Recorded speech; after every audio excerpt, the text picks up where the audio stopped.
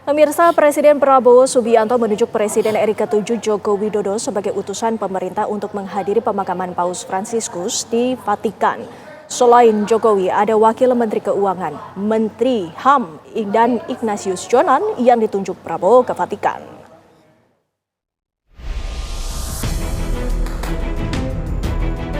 Prosesi pemakaman Paus Fransiskus akan berlangsung Sabtu 26 April 2025 besok. Sejumlah pemimpin dunia direncanakan hadir untuk memberikan penghormatan terakhir. Presiden Prabowo Subianto menunjuk Presiden ke-7 Republik Indonesia, Joko Widodo, berangkat ke Vatikan untuk menghadiri pemakaman Paus Fransiskus mewakili pemerintah Indonesia. Joko Widodo berangkat ke Vatikan melalui Bandara Soekarno-Hatta, Tangerang, Banten pada Kamis kemarin. Informasi itu disampaikan ajudannya, Kapten Infanteri Windra Sanur, melalui akun Instagram pribadinya. Selain Presiden ke-7 Joko Widodo, Presiden Prabowo juga mengutus Menteri HAM, Natalius Pigai, Wakil Menteri Keuangan, Thomas Jiwandono, dan Ketua Panitia Kedatangan Paus Fransiskus ke Indonesia pada 2024 lalu, Ignatius Jonan. Pemerintah Indonesia, Bapak Presiden Prabowo Subianto, memutuskan untuk mengutus beberapa tokoh untuk ikut menghadiri acara pemakaman di Vatikan. Di antara tokoh-tokoh yang diutus oleh Bapak Presiden Prabowo mewakili bangsa dan negara Indonesia adalah yang pertama Presiden ke-7 Bapak Joko Widodo, kemudian yang kedua Wakil Menteri Keuangan Bapak Tommy Jiwandono, kemudian yang ketiga Bapak Jonan, dan yang keempat Bapak Natalius Pigai. Nah, kami berharap utusan ini dapat mewakili bangsa dan negara kita di dalam ikut menyampaikan simpati dan bela sungkawa. Penunjukan Presiden ke-7 RI Joko Widodo sebagai perwakilan pemerintah ke Vatikan dipertanyakan sejumlah kalangan. Apa yang membuat Prabowo menunjuk Jokowi sebagai utusan pemerintah?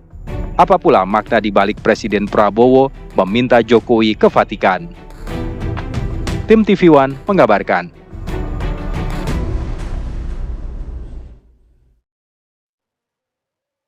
Presiden Prabowo Subianto menunjuk 4 orang sebagai wakil pemerintah Republik Indonesia untuk menghadiri pemakaman Paus Fransiskus di Vatikan. Salah satu yang ditunjuk oleh Prabowo adalah Presiden ke-7 Republik Indonesia Joko Widodo. Pertanyaannya kemudian pemirsa, apa sebenarnya makna di balik Presiden Prabowo menunjuk Jokowi ke Vatikan? Dan untuk mendiskusikan hal tersebut bersama kami di studio sudah ada Bapak Teuku Reza Shah selaku pengamat hubungan internasional Universitas Padjadjaran Bandung, Jawa Barat. Selamat petang, Pak Teguh. Selamat petang, salam dari Unpad di Bandung. Ya, selamat petang. Ini terima kasih sekali sudah bergabung bersama kami. Langsung saja kami ingin mengetahui pendapat Bapak. Apakah penentuan ataupun penunjukan dari utusan pemerintah Republik Indonesia di situ ada nama Presiden ke-7 Republik Indonesia Joko Widodo? Sudah tepatkah hal tersebut? Pertama, penunjukan ini adalah hak prerogatif Presiden ya. Beliau bisa menunjuk utusan khusus untuk satu misi-misi tertentu ya. Tapi mungkin ada dukungan sejarah ya. Karena sebelumnya pada bulan September silam, pada saat masih menjabat Presiden ke-7, Bapak Joko Widodo sempat bertemu dengan Paus Fransis dalam suasana penuh kekeluargaan dalam tema iman dan persaudaraan. Jadi mungkin ini yang menjadi ide dasar Presiden Prabowo Subianto mengutus mantan Presiden Joko Widodo, sekaligus juga untuk menunjukkan kepada dunia bahwa Indonesia itu transisi kepemimpinannya itu mulus. Jadi ada hubungan selalu simbiotik antara kepemimpinan sebelumnya dan kepemimpinan sekarang. Juga kalau kita lihat dari komposisi menteri yang selain Pak Jokowi, kan ada juga anggota utusan yang lain kan, itu adalah menteri yang pernah bertugas sebelumnya dan menteri yang saat ini sedang bertugas ya. Namun saya juga berpikir bahwa andaikan Pak Prabowo sendiri yang ke sana, tentu akan ada momentum yang luar biasa yang bisa diambil. Misalnya kunjungan saat pemakaman ini tentunya akan ada misalnya pesan-pesan dari Vatikan ya. Misalnya Pak Prabowo Indonesia bisa meminta kepada protokol istana untuk sesi khusus. pertemuan Presiden Prabowo misalnya dengan Presiden Amerika Serikat untuk membahas tarif yang kemarin. Kenapa dari 32 tidak ke 23 tapi 32 ke 47. Kemudian juga bisa berdialog dalam kerangka BRICS dengan Presiden Brazil. Kemudian juga bisa berbicara dalam kerangka ASEAN dengan Presiden Filipina. Juga bisa berdialog dengan Ukraina perihal perkembangan terakhir di Ukraina yang di mana Pak Jokowi pernah berkunjung dari Jerman kemudian ke Ukraina dan ke Rusia. Jadi ini kunjungan penuh makna dan saya pikir banyak interpretasi tentunya, tapi saya mencoba melihat hal yang positif bahwa Indonesia memiliki mantan-mantan presiden yang dapat dikategorikan sebagai pini sepuh bangsa ya. Kita masih memiliki Pak Jokowi, masih memiliki Ibu Mega, dan kita masih memiliki Bapak Susilo Bambang Yudhoyono sebagai sesepuh bangsa. Dan dalam pandangan saya ketiga figur ini mendapat amanah masing-masing. Ibu Mega mendapat amanah yang sampai sekarang itu masih ada untuk membantu perdamaian di Korea Utara dan Korea Selatan. Dan Pak Presiden Prabowo Subianto, Presiden Susilo Bambang Yudhoyono banyak sekali mendapat amanah untuk tugas-tugas kemuliaan di tingkat global. Jadi ini kali kita melihat Pak Jokowi, mungkin lain kali kita melihat Pak Prabowo, lain kali juga kita melihat Ibu Mega. Jadi intinya pesan pada dunia bahwa Indonesia banyak memiliki sesepuh bangsa yang dapat dioptimalkan untuk tujuan-tujuan kenegaraan dan tidak banyak negara yang memiliki tradisi seperti ini. Apakah ini juga sebagai pembuktian ataupun untuk menunjukkan kepada negara-negara lainnya bahwa dari Indonesia itu seperti yang Bapak bilang tadi ada kesinambungan kepemimpinan yang selanjutnya dilanjutkan oleh Presiden Prabowo Subianto sekarang dari sebelumnya Presiden Jokowi? Betul. Tentunya kan kita selalu membawa pesan-pesan kan. Kemanapun kita berada, Indonesia adalah negara multikultural kan. Kita menyebutnya Bhinneka Tunggal Ika, di mana semua masyarakat yang berbeda itu berada pada derajat yang sama di hadapan negara kan. Cuman ada juga pertanyaan pada saat Paus kemari kan yang ketemu juga dengan Imam Besar Masjid Istiqlal. Padahal sekarang beliau menjabat Menteri Agama. Mengapa beliau tidak berada pada posisi tersebut? Tentunya kita hanya mereka-reka, tapi ya bagaimanapun juga ini adalah hak prerogatif Presiden Prabowo Subianto untuk menunjukkan siapa saja utusan khusus Indonesia kali ini. Adakah makna simbolik di balik penunjukan ini menurut Pak Teguh? Makna simboliknya adalah Indonesia selalu hirau akan perkembangan-perkembangan internasional dan juga wafatnya seorang paus ini tentunya menjadi kesedihan tersendiri bagi umat Katolik sedunia dan tidak terkecuali umat Katolik di Indonesia. Dan untuk itu kunjungan ini menyadarkan masyarakat dunia bahwa Indonesia itu bersama dengan mereka dan juga aspirasi umat Katolik Indonesia itu terwakili dengan kehadiran Presiden ke-7 ke Vatikan tersebut. Tadi juga Pak Teguh sempat membicarakan bahwa seandainya yang berangkat adalah Presiden Prabowo Subianto, ada banyak hal yang mungkin bisa dibicarakan dan juga dibahas dengan negara-negara lainnya yang pemimpinnya juga diwakilkan kepada Vatikan. Nah, dengan kondisi Presiden Republik Indonesia ke-7 Joko Widodo yang diberangkatkan ke Vatikan, apa yang bisa dilakukan oleh Jokowi di sana? Mewakili Indonesia. Status Presiden Jokowi adalah mantan presiden ya. Jadi secara protokoler beliau sangat terhormat, tapi beliau tidak dapat membuat keputusan-keputusan strategis.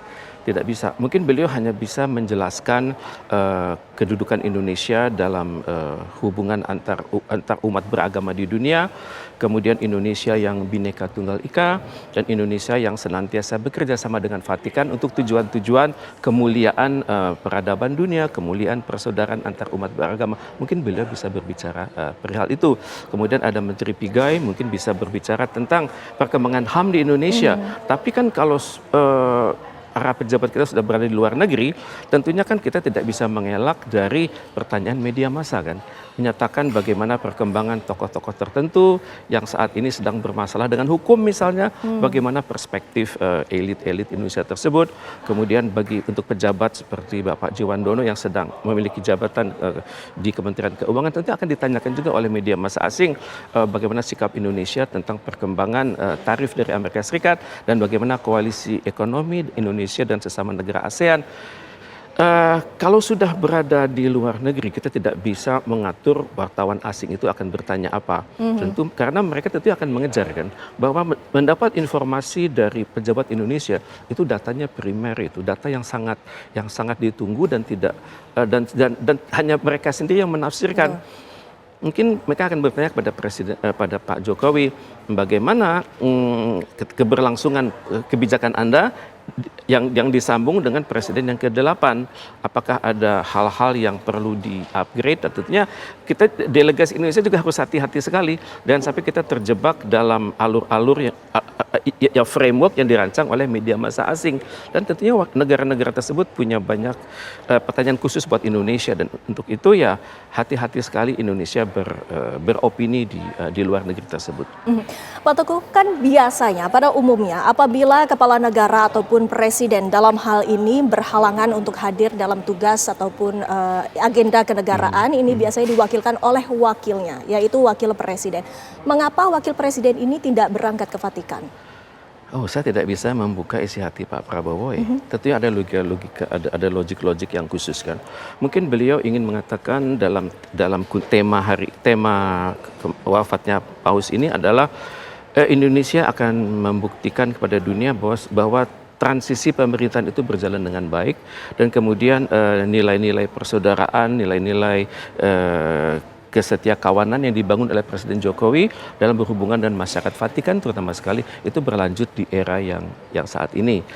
Kemudian juga Indonesia mungkin ingin menunjukkan kepada dunia bahwa kami memiliki memiliki insan-insan yang beragamanya bukan Katolik, tapi membawa pesan damai untuk masyarakat Katolik sedunia dan juga masyarakat beragama sedunia. Karena terbukti bahwa yang Presiden Jokowi yang beragama Islam diwakili oleh disertai oleh 3 orang pejabat tinggi negara yang bukan beragama Islam. Ini benar-benar menunjukkan mungkin ini adalah pesan utama yang Pak Presiden Prabowo Subianto ingin sampaikan kepada dunia bahwa di Indonesia agama itu beragam, tapi semuanya itu akur. Semua itu membawa misi negara untuk tujuan perdamaian dan penghormatan atas wafatnya Paus pada minggu ini.